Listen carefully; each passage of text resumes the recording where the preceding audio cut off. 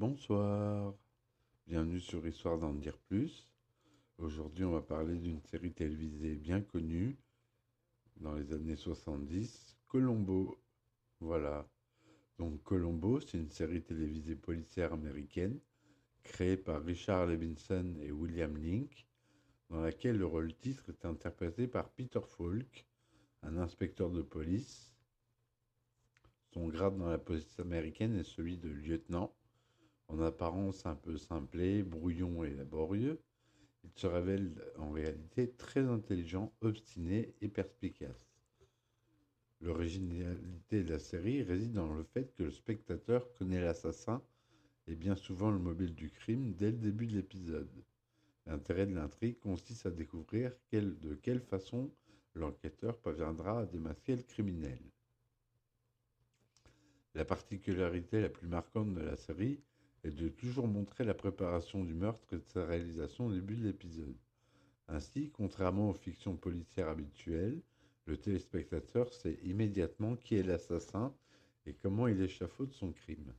En outre, le lieutenant Colombo repère assez rapidement la personne coupable, toujours une personne membre de la haute société de Los Angeles et appartenant à l'entourage immédiat de la victime, que ce soit familial ou professionnel. L'assassin va immanquablement chercher à l'orienter vers une ou plusieurs fausses pistes, sans qu'il apparaisse certain pour le téléspectateur de savoir à quel stade l'enquêteur le démasquera totalement, puis le confondra, grâce à un petit détail qui ne sera révélé qu'à la fin de l'épisode. Pour le téléspectateur, pardon, pour le téléspectateur, la question n'est donc pas de savoir qui est l'assassin, ou si Colombo va réussir à prouver sa culpabilité, mais comment il va le confondre. Toutefois, le mobile n'est pas toujours évident au début de l'épisode. Lorsque le meurtre a eu lieu, par exemple dans l'épisode Grain de sable, le mobile peut aussi ne jamais être évoqué pendant l'enquête de Colombo qui se contente uniquement de dénicher le coupable, par exemple dans l'épisode Playback.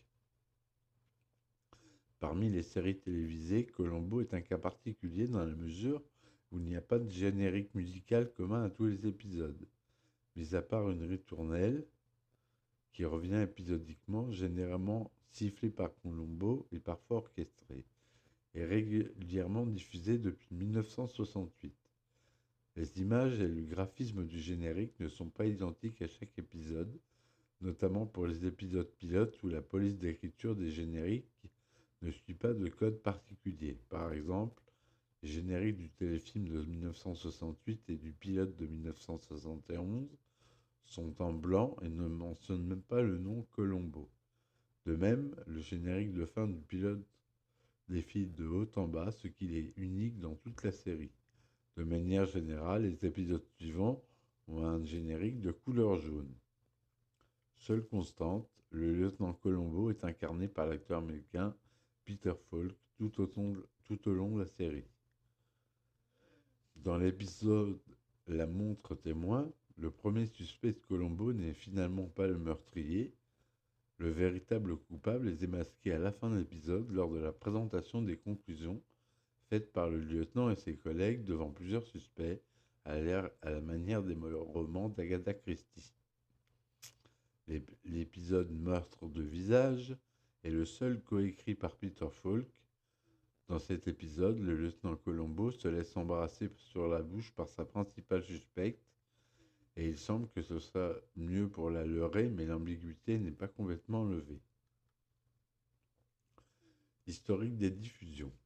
Alors, aux États-Unis, la première série du téléfilm, à l'épisode 45, a été diffusée dans le cadre de la NBC Mystery Movie du 20 février 1968 au 13 mai 1978 sur le réseau NBC. La deuxième série, épisodes 46 à 69, a été diffusée dans le cadre de la ABC Mystery Movie du 6 février 1989 au 30 janvier 2003 sur le réseau ABC, toujours avec Peter Falk. En France, la première série a été diffusée du 20 décembre 1972 sur la chaîne de l'ORTF au 3 mai 1980 sur TF1. La deuxième série à partir du 7 juin 1992 sur TF1. Après la mort de Peter Falk, TF1 rediffuse l'ultime épisode de la série en première partie de soirée en juin 2011. La série connaît certaines rediffusions depuis les chaînes du câble et de la TNT notamment. Début 2017, TMC rediffuse la série avec de très bonnes audiences, une moyenne d'1 million de téléspectateurs en première partie de soirée, avec un record à 1,4 million. Une partie de la série est disponible sur la plateforme Prime Video d'Amazon depuis février 2020. C'est là que j'ai regardé tous les épisodes. Au Québec, la série a été diffusée à Radio-Canada dans les années 70 et 80 et par la suite à Télémétropole à partir de 89. Depuis la fin des années 2000, les rediffusions ont lieu sur la chaîne spécialisée Prise 2. Henri Mancini a composé le thème musical de plusieurs épisodes, tels que le livre témoin, faux témoin, point mort, plein cadre, etc. Créateur et source d'inspiration. En 1960, William Link et Richard Levinson, les créateurs de la série, présentent dans une émission de la NBC une enquête, Enough Rope, résolue par un inspecteur nommé Colombo.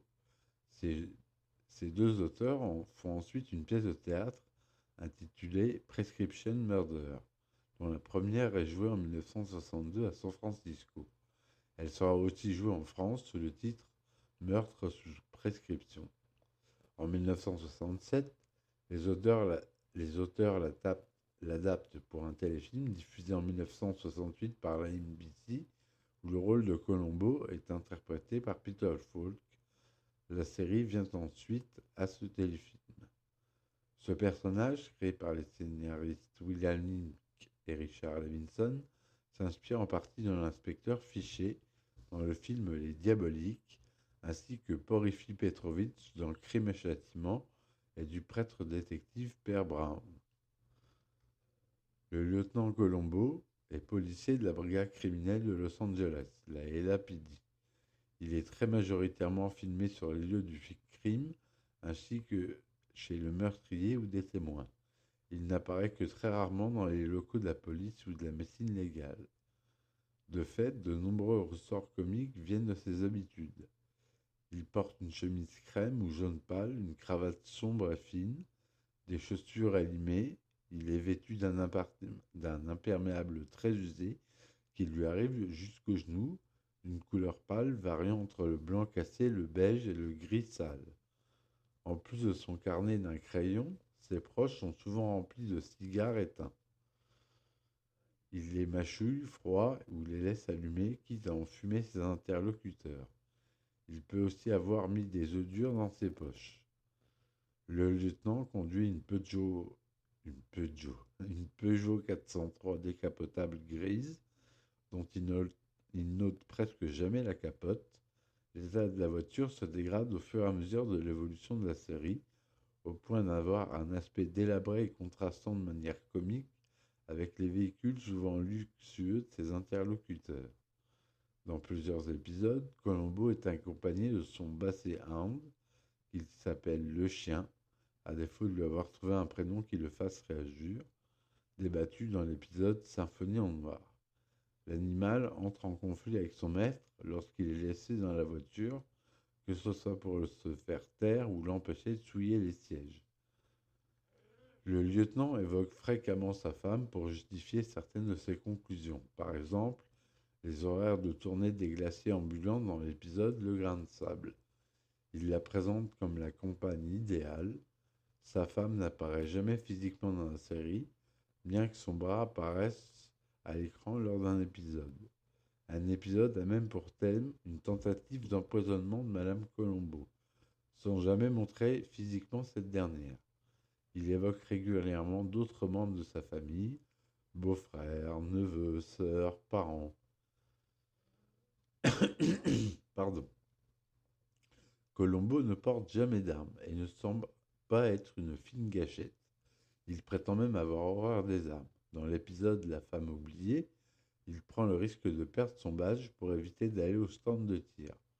Il se rend le moins possible au service médico-légal, ne supportant pas la vue des viscères et autres échantillons que le médecin légiste tient souvent à lui montrer. Il n'a pas une condition physique excellente, comme le lui fait remarquer dans un épisode Le meurtrier qu'il traque, malgré un patronyme dérivé de celui du grand navigateur Christophe Colomb. Euh, en espagnol, Cristoforo Colombo. Il a facilement le mal de mer ainsi que le vertige, et en outre, il ne sait pas nager, et il n'incarne donc pas le policier américain modèle, comme peut l'être Rick Hunter par exemple. Le prénom de Colombo n'est pas explicitement connu. Il se présente sous la forme du lieutenant Colombo lorsqu'il s'adresse à quelqu'un. Dans l'épisode Point mort, il est néanmoins possible, en faisant un arrêt sur image, de lire distinctement sa signature, Franck Colombo, sur sa carte. Dans l'épisode Symphonie en Noir, on entend le vétérinaire l'appeler par le prénom Bob, uniquement sur le doublage VF. L'intention des auteurs de la série étant de ne jamais révéler son prénom. Il semble que ce Frank soit une création de l'accessoiriste de la série. On peut également voir une photographie de la carte de Colombo sur la version anglophone de l'article, ainsi que dans la saison 5, dans une question d'honneur, on découvre la photographie de la carte de police au début de l'épisode, au moment de l'accident de voiture, où l'on voit clairement écrit Frank Colombo. En outre, dans l'épisode Entre le crépuscule et l'aube, le colonel Lyle C. Rumford, interprété par Patrick McGowan, lui demande son prénom, mais Colombo élude la question en répondant « Ma femme est à peu près la seule à s'en servir ». Dans l'épisode Meurtre de visage, lorsque Lauren Stanton, interprétée par Faye Dunaway, demande à Colombo son prénom, celui-ci répond « Lieutenant ». Frank ou Bob Colombo est né à l'époque de la Prohibition dans la ville de New York.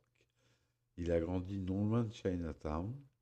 Les membres de sa famille, dont la série nous donne connaissance, sont son grand-père et ses parents, tous trois morts depuis, et 5 frères et une sœur morte, qui était la mère de son neveu Andy, dont il parle tant au fil des saisons. Son père portait des lunettes et faisait la cuisine, tandis que sa mère était à l'hôpital enfantant à nouveau. Son grand-père le faisait fouler les raisins lorsqu'il fabriquait du vin dans la cave, et il est d'origine italienne par ses 2 parents. On peut comprendre à divers détails au fil des épisodes qu'il a des origines modestes et que son train de vie n'est pas mirobolant. Toutefois, dans l'épisode 23, Au-delà de la folie, Colombo évoque ses enfants et sa femme partir rendre visite à sa mère à Fresno, à la 17e minute, alors qu'en réalité, il n'a qu'une seule fille. C'était une erreur de doublage. Le père de Colombo, qui n'a jamais gagné plus de 5 000 $ par an, lui a enseigné à jouer au billard, une obsession qui restera collée au futur lieutenant. Loin d'être un enfant modèle, il cassait les lampadaires dans les rues, jouait au flipper, faisait partie d'une bande de marmots toujours à l'affût de la bonne blague à faire. Il évoque dans un épisode que c'est peut-être pour rattraper toutes les farces qu'il a pu faire enfant qu'il est devenu policier. Le héros de son enfance était Joe DiMaggio, le célèbre baseballeur, et il aimait également les films de gangsters. Lorsque ses études au lycée, il abandonne la chimie pour l'ébénisterie. On lui connaît à l'époque une petite amie nommée Teresa. Après avoir fait son service militaire dans la police militaire durant la guerre de Corée, Colombo entre dans la police de New York et est assigné au 12e district, alors qu'en réalité ce district a été supprimé en décembre 1916 par les autorités de la ville de New York. Il fut formé par le sergent Guy Lully, sergent Anthony dans la VF, un Irlandais qui lui tente d'enseigner l'art de jouer aux fléchettes, mais lui apprend aussi à réfléchir. Il déménage à Los Angeles en 1958 et se marie en 1961. Colombo possède, comme je l'ai dit, un basset-hound appelé le chien, par défaut il ne réagit à aucun nom. D'une manière générale, l'animal n'obéit à aucun ordre qu'il reçoit. Une remarque de Colombo à la fin de l'épisode, quand le vin est tiré, et, une autre au début de l'épisode, au-delà de la folie, montre qu'il a des enfants et qu'il déclare à la 50e minute de l'épisode L'enterrement de Madame Colombo qu'il a une fille qui a quitté le domicile familial. Mais tout le reste de la série laisse penser le contraire, notamment le fait que Colombo, qui ne manque jamais de faire allusion à n'importe quel autre membre proche ou éloigné de sa famille, préfère mentionner un petit-neveu, Andy, ou un petit cousin plutôt que ses propres enfants. Dans la série Madame Colombo, le couple a une fille, Jenny, et Kat Gallaghan, journaliste de son état, et est censée avoir divorcé de son mari. Pourtant, même après ce divorce, Colombo continue de faire référence à sa femme. On peut en déduire qu'ils se sont remariés et qu'il a une nouvelle femme, ou bien que cela fait partie du personnage du policier naïf qu'il joue pour piéger ses adversaires. Ou plus simplement, qu'aucun effort de cohérence n'a été recherché entre la série Madame Colombo, qui a été vite un échec, et la série originale.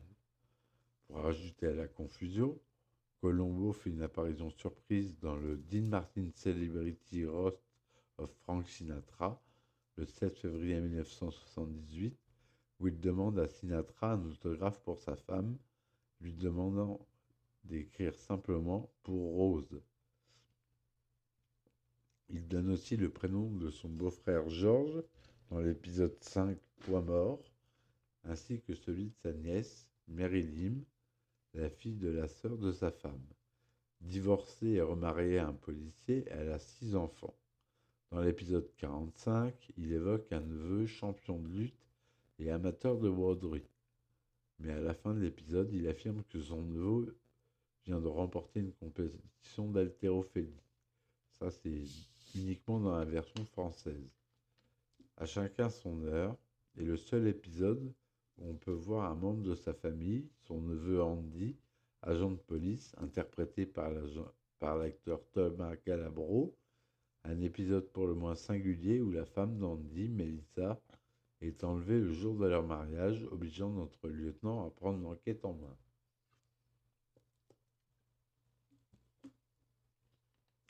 Il n'est pas très calé en calcul, il aime la cuisine, les limericks, des poèmes en 5 vers, toujours comiques et absurdes, les westerns, l'opéra italien, les valses de Strauss, le golf, la musique classique, Louis Armstrong, Bette Davis, le bowling, les romans policiers et le football à la télévision.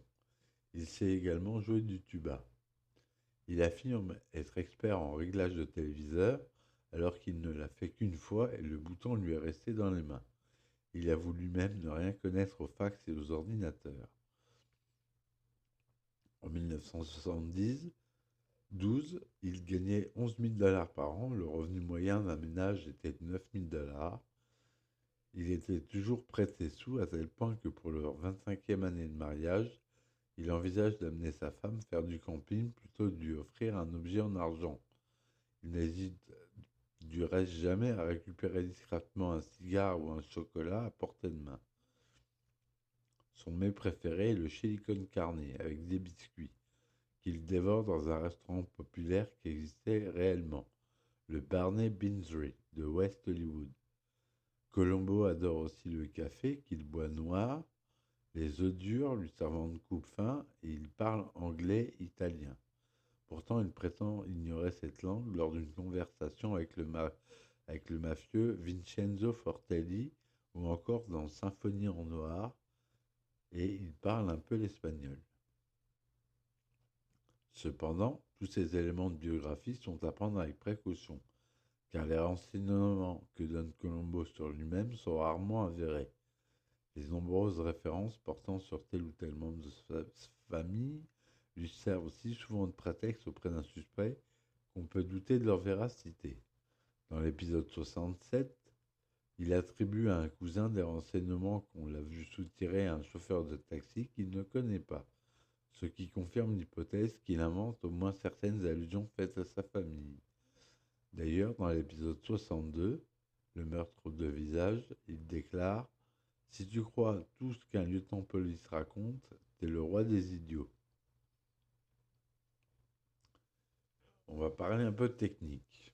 Ce sont en tout 69 épisodes qui ont été réalisés, bien que le premier épisode, inculpé de meurtre, considéré à tort comme le pilote, fut un téléfilm réalisé en 1967 et tiré d'une pièce de théâtre. Au départ, il n'était pas question d'une suite. Peter Falk ne voulait plus s'investir dans des productions télévisuelles après de longues années à jouer le rôle d'un avocat dans une série d'intrigues de tribunal. C'est l'énorme succès du téléfilm et l'insistance des créateurs Link et Levinson qui ont fini par convaincre le studio Universal et Falk de lancer une série en 1971. Steven Spielberg et Jonathan Demme ont tous deux réalisé certains épisodes lors de leur début, ainsi que John Cassavetes. Steven Bochco a été l'un des scénaristes. Patrick McGoohan a réalisé et également interprété plusieurs épisodes. C'est le réalisateur Vincent McEvity qui a mis en scène le plus d'épisodes, 7 épisodes, de la série, suivi de près par Jim Froley, 6 épisodes, et Peter Falk a réalisé un seul épisode, l'épisode 9, Une ville fatale, en 1972. Les acteurs. Avant Peter Falk, le personnage a été interprété par deux acteurs, Bert Fried et Thomas Mitchell.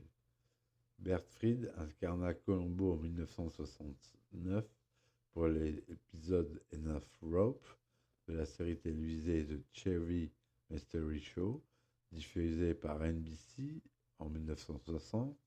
L'histoire est l'adaptation de la nouvelle Dear Corpus Delicti de William Link et Richard Levinson, les créateurs de la série. Thomas Mitchell interprétera Columbo en 1962 dans une adaptation théâtrale de ce même épisode, Prescription Murder. Titre original et intrigue réutilisés pour le premier Columbo joué par Falk. La propre femme de Peter Falk, Shara Danez, est apparue dans 6 épisodes de la série. Elle a tenu les rôles de Molly dans 2 en 1, Eve Plummer dans Meurtre à la carte, Vanessa Barsini dans Le portrait d'un assassin, Trish Fairbanks dans Jeu d'ombre, Géraldine Ferguson dans Columbo Chance de peau et Kathleen Carver dans La griffe du crime. On peut voir que de nombreux acteurs connus ont participé à la série, entre autres Johnny Cash, Johnny Cassavetes, Jack Cassidy, Faye Dunaway, Lee Grant, Jamie Lee Curtis, Patrick McNee, Leslie Nielsen, Leonard Nimoy, Patrick O'Neill, Little Richards, William Shatner, Martin Sheen, Robert Vaughn, David White, Otis Woon et même Jeff Goldblum, parmi tant d'autres. Je les cite pas tous. Il y a Martin Landau aussi qui joue dans un épisode où il joue 2 rôles puisque c'est des jumeaux. Voilà. La voiture de Colombo, c'est Peter Falk lui-même qui jeta son dévolu sur la Peugeot 403 cabriolet. Les producteurs lui demandant chez eux un véhicule, il se rend chez un concessionnaire chez lequel aucune des voitures exposées ne le séduit. Il tombe par hasard sur la Peugeot 403 de l'acteur français Roger Pierre, qui était alors en voyage aux États-Unis au volant de sa voiture personnelle. Un modèle dont il ignore tout à l'époque. Ce n'est pas un, mais au moins 3 ou 4 cabriolets Peugeot 403 qui furent utilisés au cours de la série de Colombo. La voiture apparaît pour la première fois en 1971 dans l'épisode Le livre témoin. Elle est immatriculée 044 APD dans la première série, puis devient 448 DBZ dans la deuxième série. La première 403 était un vrai cabriolet alors qu'une partie au moins des 2 ou 3 autres étaient des berlines recarrossées pour les besoins de la série. Dans l'épisode Requiem pour une star déchue, on dit à Colombo qu'il pourrait s'offrir une autre voiture. Il répond en avoir déjà une autre, mais c'est sa femme qui la conduit.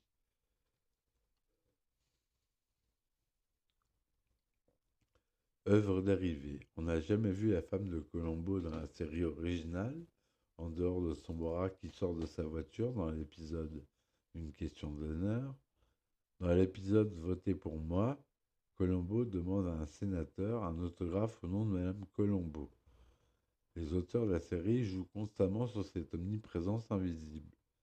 De très nombreux indices permettent de retracer en creux la biographie et la personnalité de sa femme. Par exemple, dans l'épisode Quand le vin est tiré, Colombo excuse l'absence de sa femme au dîner avec Adrienne Carcini, dans la Plaisance, par le fait qu'il n'y avait personne pour garder les enfants. Dans Exercice fatal, il dit qu'elle a tendance à l'embonpoint et qu'elle n'a jamais eu la ligne, ce qui ne la dérange pas car il préfère les femmes bien en chair. Dans l'épisode La femme oubliée, il prétexte que sa femme est légèrement grippée et qu'elle n'a pas pu se rendre avec lui à l'invitation de Grace Wheeler Willis. La série Madame Colombo a été créée en 1979. Le personnage de Madame Colombo se nomme Cathy et le couple a une fillette unique prénommée Jenny. Le lieutenant Colombo n'apparaît jamais avec son épouse. Chaque épisode montre Madame Colombo résolvant une énigme criminelle par le biais de son travail de journaliste. Les connexions avec la série originale Colombo ont été rendues évidentes. La voiture de Colombo est présente dans l'allée, le chien apparaît dans les épisodes, et Madame Colombo vide régulièrement les cendriers contenant les mégots de cigares de son mari. Le mari de Kate est lieutenant de police. Ayant reçu un très mauvais accueil, la série a été arrêtée au bout de 13 épisodes. Elle a déçu les inconditionnels de la série originale, car Madame Colombo était divorcée du lieutenant Colombo. Et comme de nombreux épisodes de la série montraient le lieutenant parlant de sa femme, il était tout simplement impensable qu'ils fussent divorcés. Parlons en fait des pièces de théâtre maintenant. Colombo apparaît une première fois incarné par l'acteur Thomas Mitchell sur les planches de Broadway dans une pièce inculpée de meurtre de février à août 1962. Cette pièce a été traduite et adaptée par Olivier Cazot, manuscrit déposé à la SACD en 2001 sous le titre Lieutenant Colombo. Elle a été créée sous le titre Une femme de trop en 2004 et produite jusqu'en 2006 avec Olivier Lejeune et l'imitateur Pascal Brunner dans le rôle de Colombo. L'adaptation est signée Pierre Seville. La pièce, sous le titre de Meurtre sous prescription, est rejouée en mars 2016 en France au Théâtre Michel avec le comédien Martin Lamotte dans le rôle de Colombo. William Link, le co-créateur de la série, a écrit un recueil de nouvelles autour de Colombo intitulé The Colombo Collection, qui a été publié en mai 2010 par Krippen et Landru.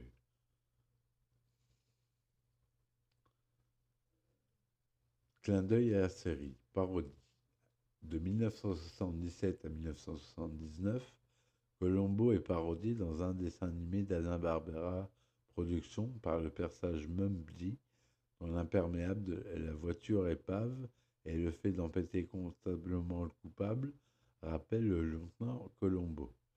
En 2008, Matt Groening, le créateur des Simpsons, rend hommage à Colombo dans C'est comme crétin, un épisode de la saison 19 des Simpsons.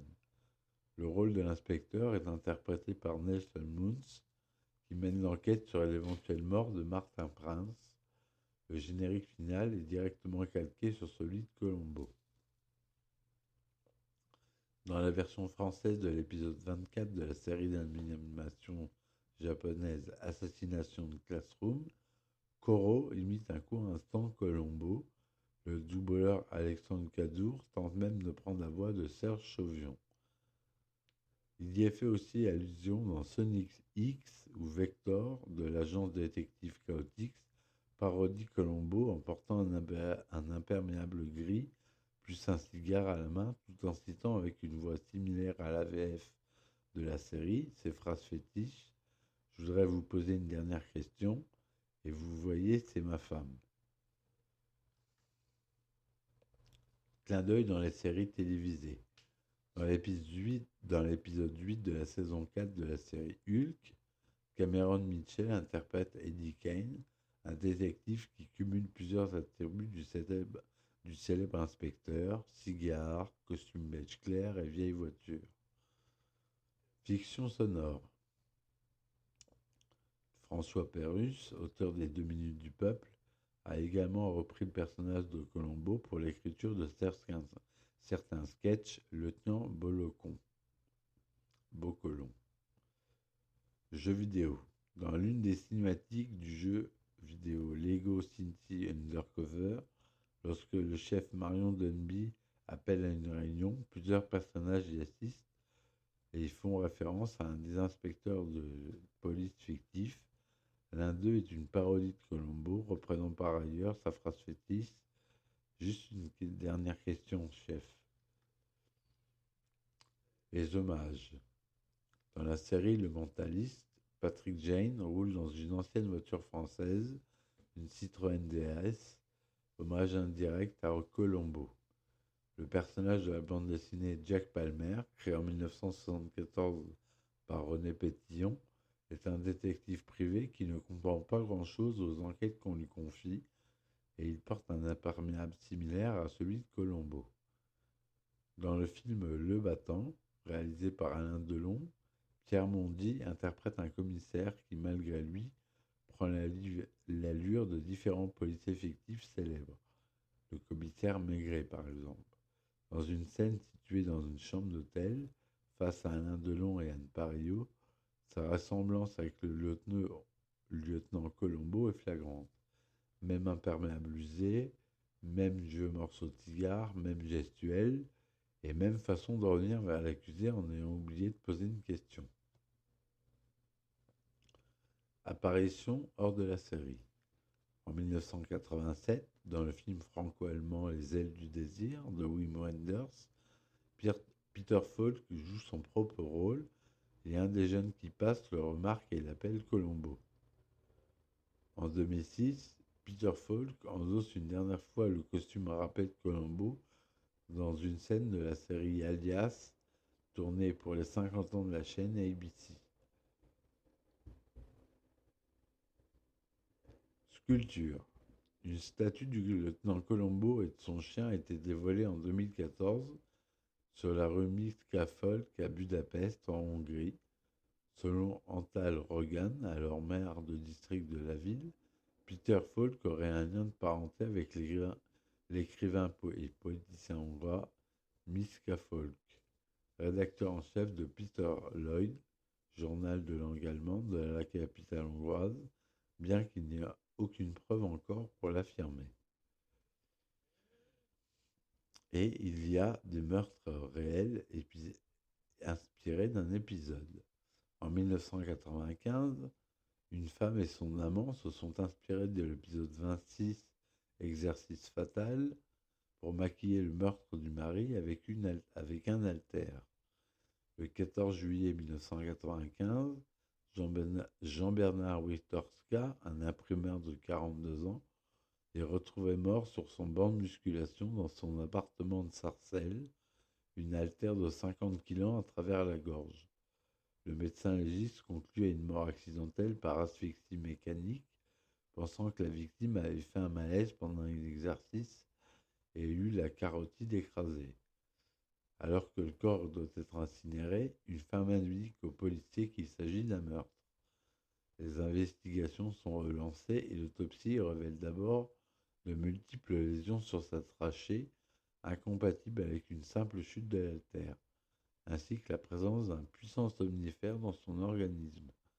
Les policiers, au terme de l'enquête, comprennent que Witorska a été assassiné par Jean-Stéphane Sesley, l'amant de sa femme, avec la complicité de celle-ci. Sesley s'est en fait inspiré de l'épisode d'Exercice fatal, diffusé quelques semaines auparavant, où un homicide est maquillé en un accident de musculation.